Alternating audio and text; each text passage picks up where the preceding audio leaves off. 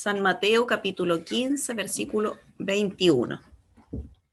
Lleva por título La fe de la mujer cananea. Nos ponemos de pie para leer palabra del Señor.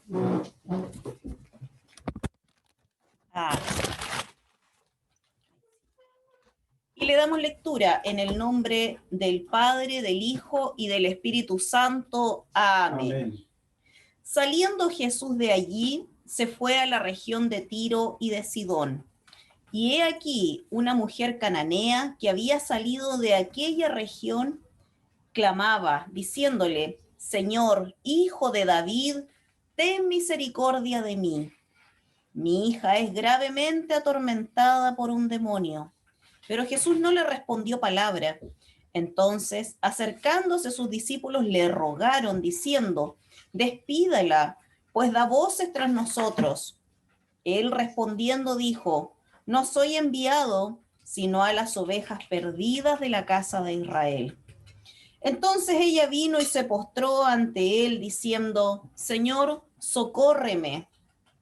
Respondiendo él dijo: No está bien tomar el pan de los hijos y echarlo a los perrillos. Y ella dijo: Sí, Señor, pero aún los perrillos comen de las migajas que caen de la mesa de sus amos. Entonces respondiendo Jesús dijo: Oh mujer, grande es tu fe, hágase contigo como quieres. Y su hija fue sanada desde aquella hora. Amén. Glorifiquemos a Dios. Gloria a Dios, gloria a Dios, gloria a Dios, para siempre. Puede tomar asiento. Amén. Que el Señor bendiga esta palabra en nuestras vidas, porque es palabra conocida, es palabra que ya hemos escuchado muchas veces quizás, pero bueno, la palabra que el Señor me entregó, y hoy día vamos a tratar de comprender qué nos quiere decir Dios con esta palabra.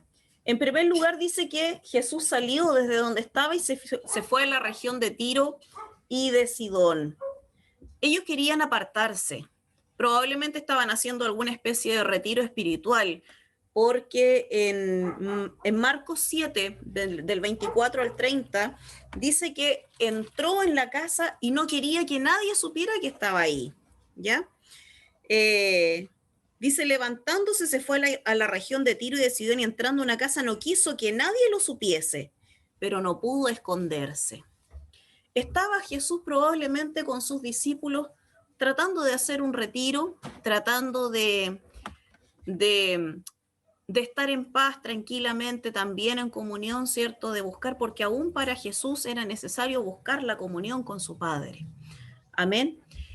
Que Dios nos ayude, porque dice que aún así había una mujer cananea que había salido de aquella región y clamaba diciéndole: Señor, hijo de David. Se da cuenta que cuando tenemos una necesidad, no importa de dónde seamos, no importa cómo estemos, esta mujer buscó la presencia de Jesús. Y me voy a detener en el hecho de que era cananea o sirofenicia, como dice en Marcos. Era sirofenicia porque venía de la región de Fenicia, que era, Tiro y Sidón era una localidad que estaba como en la frontera. Pero ¿qué pasa? Que ese lugar, Fenicia, era un lugar pagano, en donde se rendía culto a distintos dioses paganos, ¿ya? Vivían,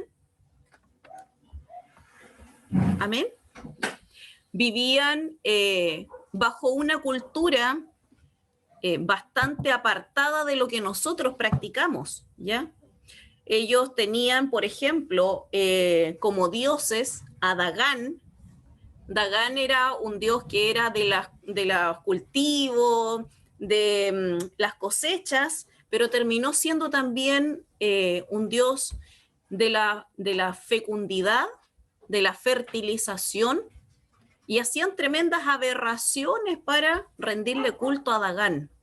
Estaba Baal, que ya todos conocemos, ¿cierto? El nombre Baal lo hemos escuchado muchas veces, y Baal era también estaba asociado con otro tipo de dioses. El culto a Baal no era solamente culto a él, sino que estaba asociado con otros dioses. Y ahí entra Cronos, que es el dios del tiempo, y Cronos todo lo destruía. ¿Ya? Ese era su poder, por así decirlo. Al pasar el tiempo, todo lo destruía Cronos. Estaba Saturno, estaba Moloch, también hemos escuchado de Moloch muchas veces en la Biblia, y Moloch dice que era el símbolo del fuego purificante. Pero ¿qué pasaba? Que para poder adorar a Moloch, los niños eran sacrificados. Todos los niños eran destruidos para poder rendirle culto a Moloch. Era terrible. Ellos tomaban a sus niños y los quemaban en holocausto, en sacrificio a Moloch.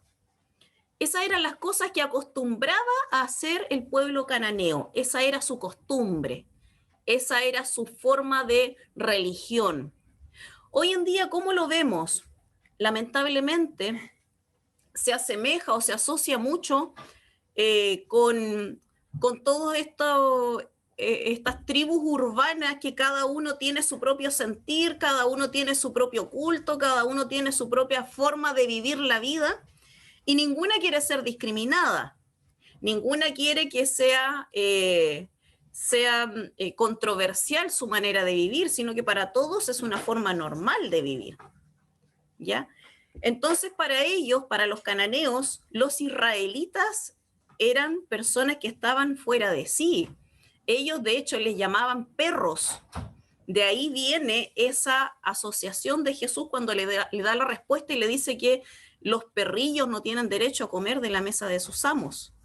¿Por qué? Porque los israelitas eran tan degradados por los cananeos, eran tan despreciados que los trataban como perros, ¿ya? Pero ¿cuál habrá sido la necesidad de esta mujer de dejar de lado sus costumbres, de dejar de lado la forma de vida que ella tenía por tradición y salir a buscar a Jesús? Ella reconoce la deidad de Jesús, el poder celestial de Jesús. ¿Por qué? Porque le dice, hijo de David. No era cualquier cosa. Esta mujer sabía que el hijo de David era hijo que venía de Dios, que venía directamente de Dios, y no del Dios que adoraba ella. O sea, ella estaba reconociendo que había un Dios superior a cualquier cosa que ella conociera. Y le dice, hijo de David, ten misericordia de mí. Después le dice, socórreme. O sea, ella reconoce a Jesús como un hombre poderoso capaz de ayudarla. De lo contrario, no habría pedido su socorro, su auxilio. Su hija estaba poseída, dice que estaba atormentada por demonios, y viviendo inmersa en esta costumbre, no era extraño, ¿cierto?, por la manera en que ellos vivían, que se desarrollaran estos demonios dentro de las personas. Pero esta mujer estaba triste, estaba problemada, angustiada, era una madre muy preocupada porque su hija estaba siendo atormentada por estos demonios. Y dice aquí, Señor, hijo de David, ten misericordia de mí. Mi hija es gravemente atormentada por un demonio. Jesús no le respondió palabra. Entonces, acercándose sus discípulos, le rogaron diciendo, despídela, pues da voces tras nosotros. Jesús no le dijo palabra. ¿Qué significa esto? ¿Jesús era malo? ¿Jesús no la quería ayudar? No, mis hermanos. Lo que Jesús estaba tratando de hacer al ignorar a esta mujer era poner a prueba su fe. Era quizás el momento, la ocasión de que ella encontrara dentro de sí la fe que tenía, la fe que estaba hablando sus labios, que ella lo demostrara con sus hechos. Porque si usted va a rogarle, si yo voy a rogarle a alguien que me ayude y esa persona ni siquiera me toma en cuenta, lo más probable es que nosotros nos demos media vuelta y nos regresemos por donde venimos. Pero esta mujer demostró su fe. ¿En qué sentido? En que a pesar de que Jesús la ignoró, no le dijo nada, ella siguió adelante clamando. O sea, ahí aflora la fe, aflora el hecho, el acto mismo de la fe. Y dice que los discípulos, y aquí entramos nosotros, le decían, pero Señor, despídela, por favor, dile que se vaya porque molesta, porque viene gritando detrás de nosotros y quizás nosotros queremos estar tranquilos, queremos orar, queremos hacer otras cosas y esta mujer nos está molestando, dile que se vaya. ¿Cuántas veces nos ha molestado, por ejemplo, un borrachito que entra a la iglesia? A lo mejor una persona drogadicta que entra a la iglesia, o un pordiosero que está hediondo, que no está aseado, que entra a la iglesia. Y ahí estamos los hijos de Dios, juzgando muchas veces, mirando por sobre el hombro, sintiéndonos incómodos quizás por el olor, por la apariencia, por la forma, pero nosotros no entendemos la necesidad que hay en un corazón atormentado. Nosotros a lo mejor no somos capaces de ver qué motivó a esta persona a entrar a una iglesia. ¿Qué es lo que nos lleva a vencer quizás años de prejuicio, de criticarnos nosotros mismos, para poder vencer todo eso y entrar a una iglesia, decidirnos a dar el paso? La iglesia no debe criticar. La iglesia no debe estar mirando el aspecto de nadie, porque nosotros no somos nadie para echar afuera a otro ser humano, a otra persona que está buscando paz, buscando santidad, buscando ayuda, buscando auxilio. Nosotros hemos llegado así muchas veces a la iglesia, quizás no en esas condiciones, quizás no con un vicio, gloria a Dios que haya sido así, que no hayamos tenido que estar en un vicio para poder entrar a la iglesia, que no hayamos tenido que tocar fondo de esa manera, que no hayamos tenido que pasar hambre, frío, viviendo en la calle, tapándose con cartones, muchas veces despreciados de la sociedad, para poder llegar a una iglesia. Gracias, Señor, porque no fue así nuestro llamado. Pero lamentablemente es así el llamado de otras personas. Lamentablemente hay personas que tienen que pasar y padecer por este tipo de sufrimientos tan grandes para darse cuenta que necesitan de Dios. Y la iglesia no puede estar criticando, no puede estar con un ojo castigador, mirando con desprecio quizás a aquellos que no nos parecen o que no actúan como nosotros quisiéramos. Dios tenga misericordia, porque esta mujer venía con costumbres distintas, muy distintas. Venía con prejuicios, quizás, esperando que la despreciaran. ¿Por qué? Porque ellos, siendo quizás más poderosos, trataban mal, trataban despectivamente a los israelitas. Pero ¿qué lección nos da Jesús? Al no responder de la misma manera. No debemos pagar mal por mal. No debemos nosotros hacer nuestra propia justicia. Qué fácil era para los discípulos decir, Señor, despídela, échala, que vaya a hacer su vida por otro lado, que haga lo que tenga que hacer, si ella está acostumbrada a vivir así, que se vaya nomás. Señor, ella se lo buscó. ¿Cuántas veces hemos escuchado esos argumentos? Oye, tú estás pasando la prueba porque tú te lo buscaste. Tú estás en estas condiciones, esto te pasó porque no quisiste obedecer. Y juzgamos sin saber ni el propósito ni los motivos de Dios. Tengamos cuidado, iglesia, porque no estamos llamados a juzgar a nadie. No estamos llamados a condenar a nadie, a decir este sí, este no, este me agrada, este no me agrada, este me gusta, me cae bien y este otro no. La iglesia es para todos, para los que me gustan y para los que no me gustan, para los que me quieren y para los que no me quieren. La iglesia es para todos. La fe es para todos, porque esta salvación tan grande es para todos, pero ¿para quién? Es para todo aquel que quiere hacer la obra de Dios, la voluntad de Dios, seguir el camino de Dios, hacer un cambio en su vida. Para él está guardado este galardón, para esa persona. No importa de dónde venga, no importa cuáles hayan sido los motivos que nos trajeron al camino de Dios. Estamos llamados a vivir en santidad, siguiendo los pasos, los caminos, lo que Dios nos ha trazado, obedeciendo. Y si una persona que quizás no es de todo mi agrado decide hacer la voluntad de Dios, bienvenido sea, y gloria en los cielos cuando un pecador se convierte. Y yo no puedo ser quien cierre la puerta, usted no puede ser quien cierre la puerta, porque Dios la abre de par en par a todo aquel que quiere venir.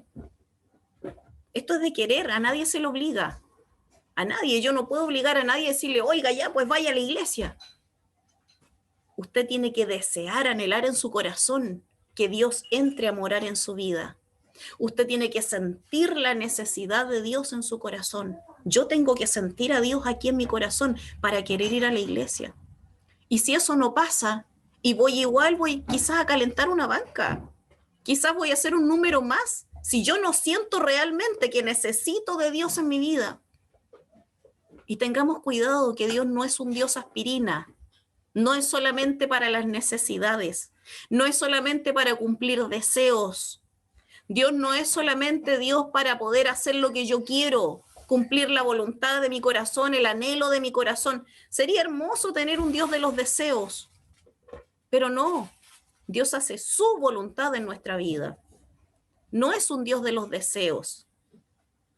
El tema es, o el punto central es que nosotros debemos adorar a Dios porque Él es digno de ser alabado, no porque nos cumpla tal o cual deseo, simplemente porque es Dios, porque de Él es toda la honra y toda la gloria. Él se la merece por ser Dios.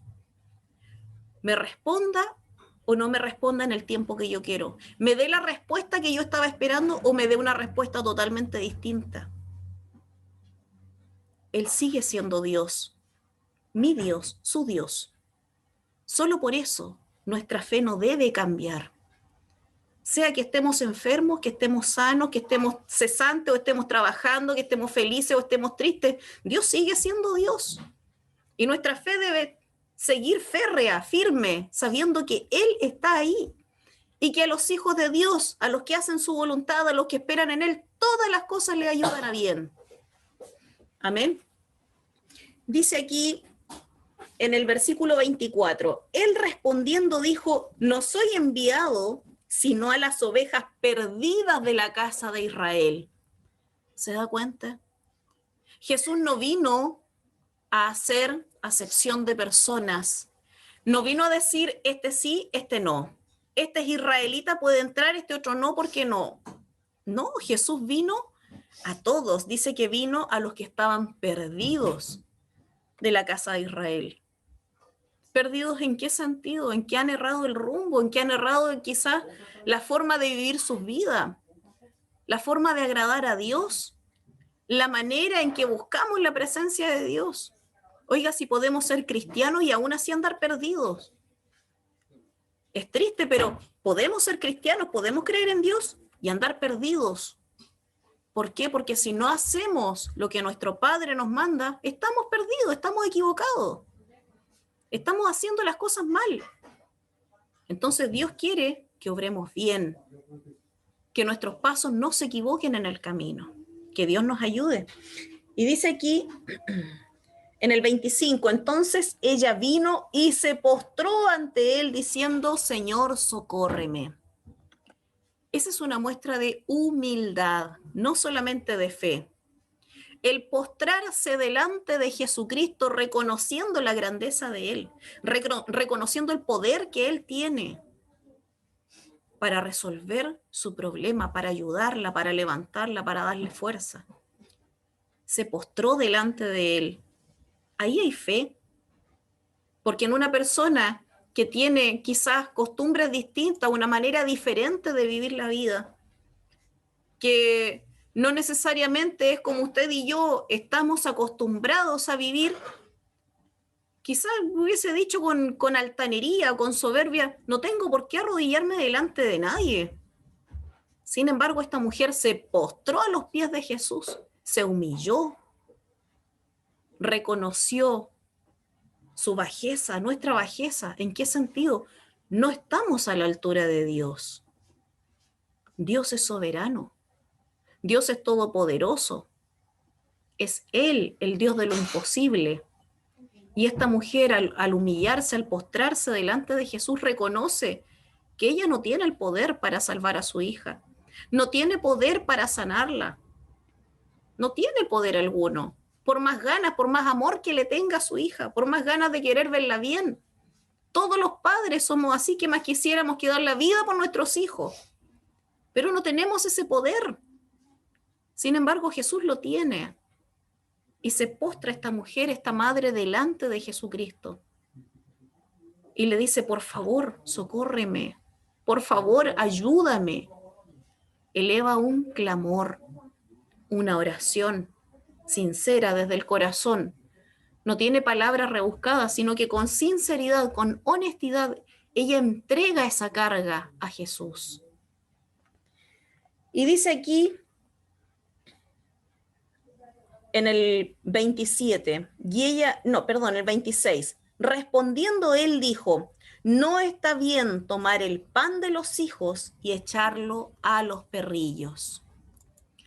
¿Por qué dice los perrillos? Porque como les decía antes, los cananeos a los israelitas los trataban de perro.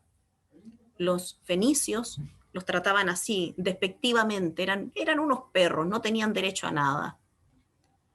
Sin embargo, Jesús usó estas mismas palabras para que esta mujer entendiera. Y una vez más, prueba la fe. Prueba la fe, esa fe que está ella diciendo, estamos pidiendo ayuda con tanta desesperación, con tantas ganas, que lloraba y se postraba delante de él. ¿Hasta dónde somos capaces de llegar? A lo mejor si a nosotros nos dijeran, oye, sal de aquí, perro, nos sentiríamos mal, nos iríamos. No nos quedaríamos ahí a escuchar más palabras, ¿cierto? Sin embargo, esta mujer respondió con humildad de corazón, con sencillez.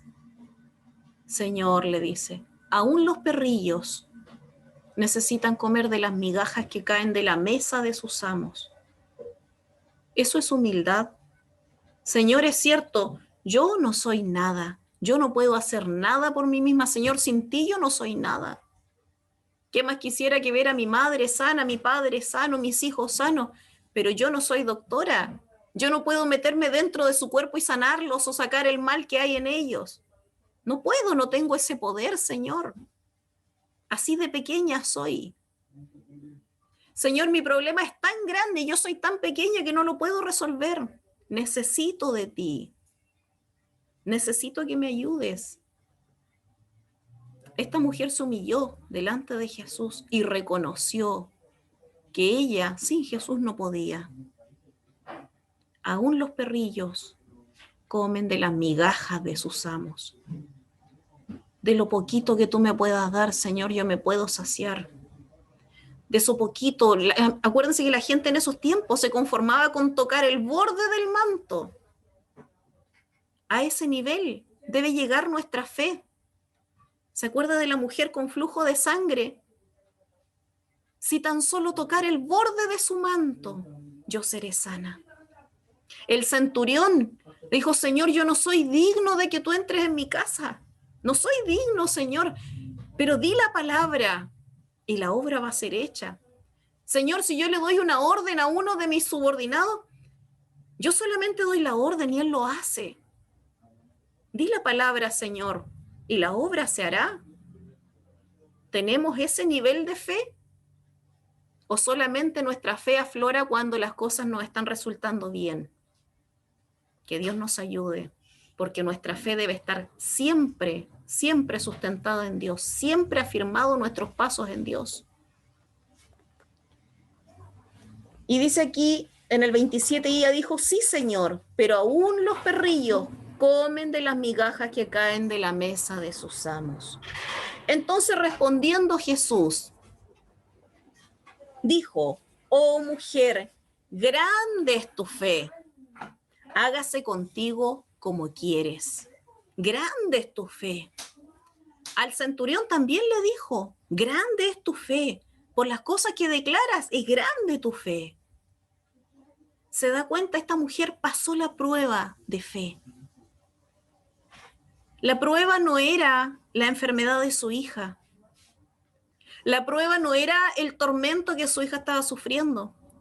La prueba era saber Si aún estando frente al Maestro, somos capaces de reconocer que sin Él no somos nada. Esa era la verdadera prueba. La verdadera prueba para esa madre fue estar ahí delante de Jesús, aún con las críticas de los mismos discípulos que pedían que la echaran. Aún con las palabras tan duras de Jesús al tratarla así como ella estaba acostumbrada quizás a tratar al resto. Nosotros vivimos de una manera, pero no nos gusta, dicho vulgarmente, que la tortilla se dé vuelta. No nos gusta que se nos trate mal, o que se nos hable con dureza, o que se nos critique o se nos juzgue. Pero ¿cuántas veces somos tan livianos para criticar a los demás? Que Dios nos libre de ese dedo acusador, de ver la paja en el ojo ajeno y no estar viendo la viga que tenemos en nuestro ojo. Que Dios nos libre de ese espíritu inmundo. Porque primero debemos reconocer en qué estamos nosotros fallando. Cada uno sabe en qué está fallando. Todos pecamos, todos fallamos, todos tenemos algo que mejorar siempre. Siempre se puede mejorar. Que Dios nos ayude para no ser asesinos de espíritu de nadie. Dios nos libre de estar matándole el espíritu, la fe a alguien. Porque hay un ay para aquellos asesinos de espíritu. Ay de aquel que haga caer a uno de mis pequeñitos. Y no habla precisamente de los niños, sino de aquellos que tienen poquita fe, que quizás no están haciendo las cosas bien, que quizás todavía no están caminando correctamente porque están iniciando el proceso de caminar, de cambio, de todo, de aceptar a Cristo, de aceptar la voluntad de Dios. Sin embargo, nosotros los que ya llevamos más años, caemos muchas veces en el error de criticar y en vez de levantar el espíritu de aquel que está comenzando, lo destruimos. Y vemos hoy en día cuántos jóvenes hemos escuchado que dicen, no, si no quiero pisar nunca más una iglesia, no quiero saber de la iglesia.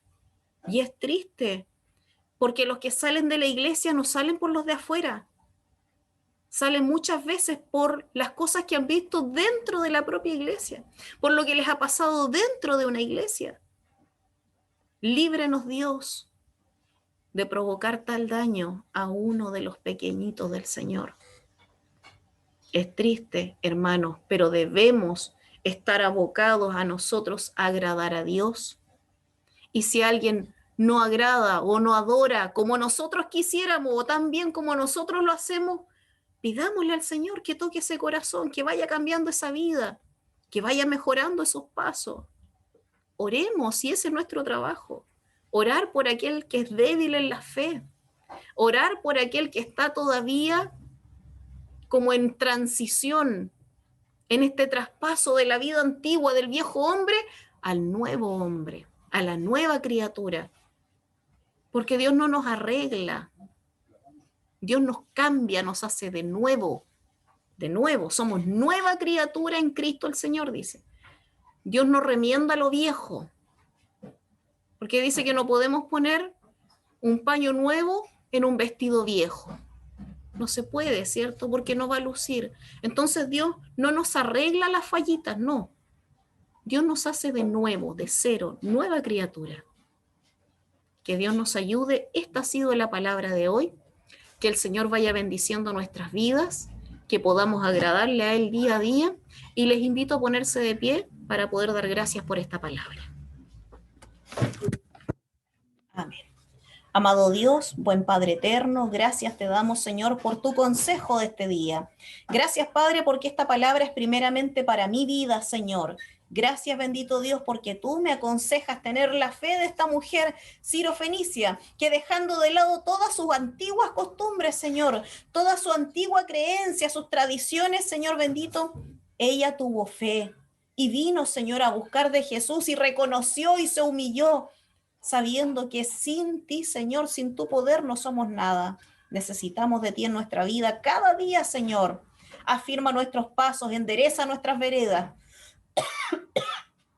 Que podamos agradarte, Señor, que podamos ser victoriosos cada día, tomados de tu mano, Padre Santo, gracias por esta palabra. Bendiga a cada oyente, Señor bendito, y que seamos hacedores de ella. En el nombre del Padre, del Hijo y del Espíritu Santo. Amén y amén.